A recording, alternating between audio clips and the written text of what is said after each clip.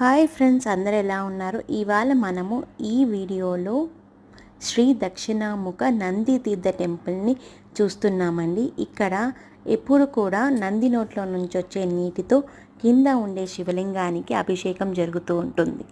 ఆ అభిషేకం జరిగిన నీళ్ళని కూడా వేస్ట్ కానికుండా ఆ గుడికి ముందు ఉండే కోనేరులోకి కలుపుతూ ఉంటారన్నమాట. ఆ కోనేరులోకి మీరు చూసారంటే గుడి చాలా పాతది.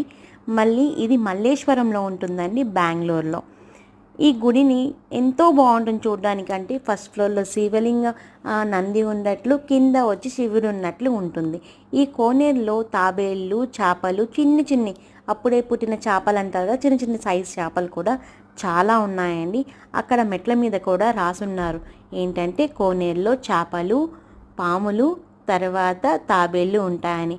పాము అయితే కనిపించలేదండి మాకు, కాకపోతే తాబేళ్ళు మాత్రం